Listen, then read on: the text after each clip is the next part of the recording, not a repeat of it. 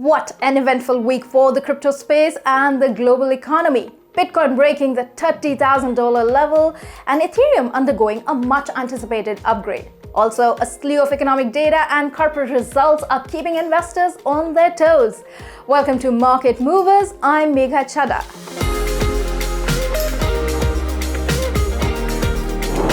It's a wild ride for the world's largest crypto. Bitcoin is now comfortably above the $30,000 level since hitting that crucial psychological mark midweek. It's the first time since June of 2022.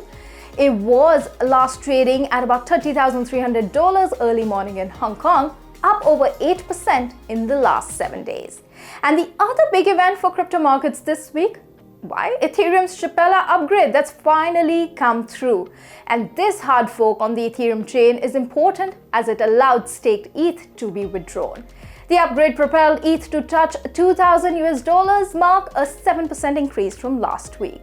Lachlan Feeney of Australia-based blockchain firm Labris is positive about it. He said, "This builds more trust and validity, which leads to greater investment and stability."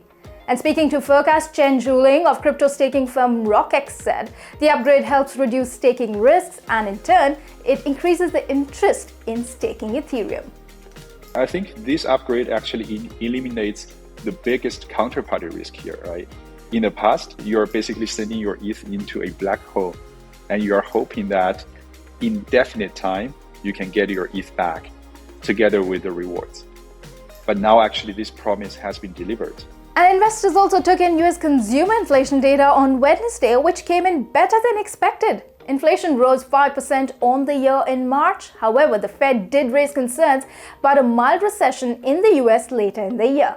Marat Minkin of decentralized finance payment app Ton Banking told Forkast that cooling inflation could lead to more investors and hedge funds buying Bitcoin.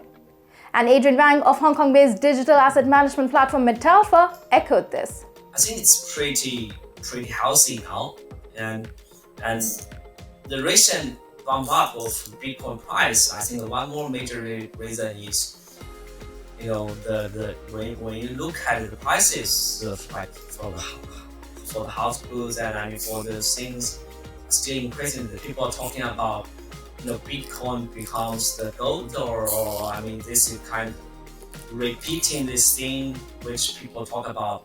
Since 5 or 6 years ago. It was looking a bit mixed over in the multi-chain economy. The broader Forkast 500 index adding on about 0.5%, while the ETH NFT composite slipped 1% week on week. The clear outperformer was the Solana NFT composite that jumped 4.5% over the last 7 days.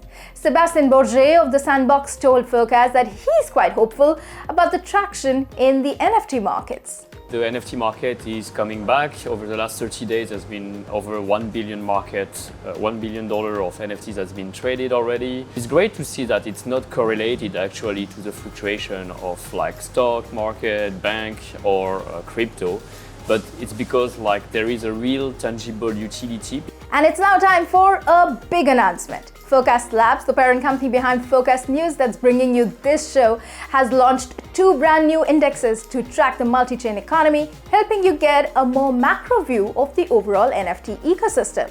The Forkast Polygon NFT Composite and the Forkast Cardano NFT Composite make their debut today. Just like the previous Forkast indexes, the newest members of the Forkast Labs indexes family are based on the top smart contracts on-chain that have been around for at least 6 months.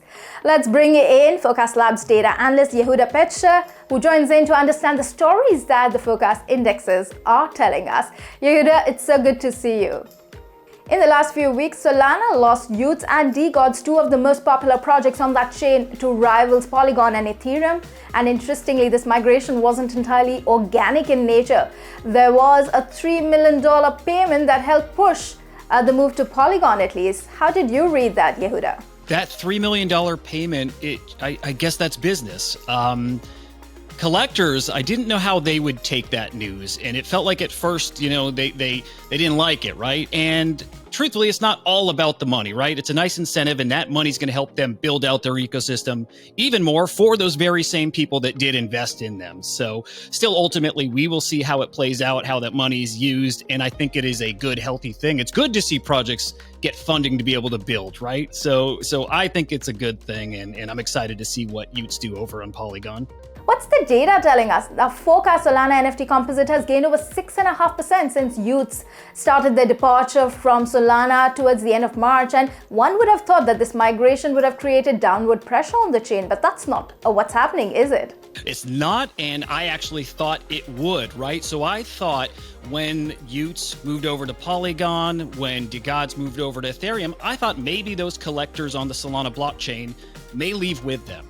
If those were two of the biggest projects in that ecosystem, well, what's left for them to invest in? And it turns out there's plenty. So they ended up staying in the ecosystem, and that's what the Solana index is showing us. The fact that it's gone up, I think it's 5 or 6% just since the Utes move and since DeGods move shows that those collectors didn't leave the Solana ecosystem. They're staying put, and in a way they've doubled down. They're staying.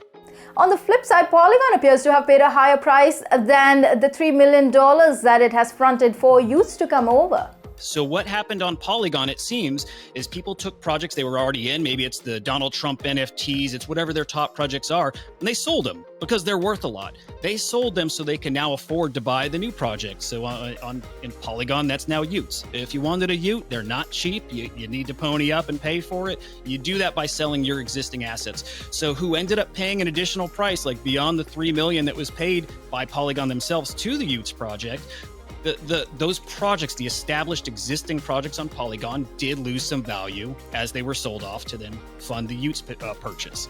And what trend did you spot on the Ethereum chain as DeGods moved to it? What's the Forkast ETH composite telling you? It's similar to Polygon. It's just that ecosystem, we see the Forkast index reflecting, it's decreasing in value. That doesn't mean the ecosystem is shrinking and that it's losing market cap. What it is it's saying that those top collections, let's say it's 100 or so that are measured in the index, those are losing some value as people, again, sell those assets to get into that new hot thing. And here at Crypto Slam and Forkast, we refer to it as the NFT casino. It's the people look at NFTs as a way to make money, whether that's good or bad, it is what it is. Yeah, that's such a pleasure talking to you as always, and thanks for breaking down the NFT markets for us. Yeah, thank you for having me again. Meantime, there's no denying the fact that artificial intelligence or AI is making a buzz. Is this becoming a threat to blockchain as more investors are looking into it? Forkast.News editor-in-chief Angie Lau takes a closer look at this with Evan Cheng of Miston Labs. Here's a sneak preview.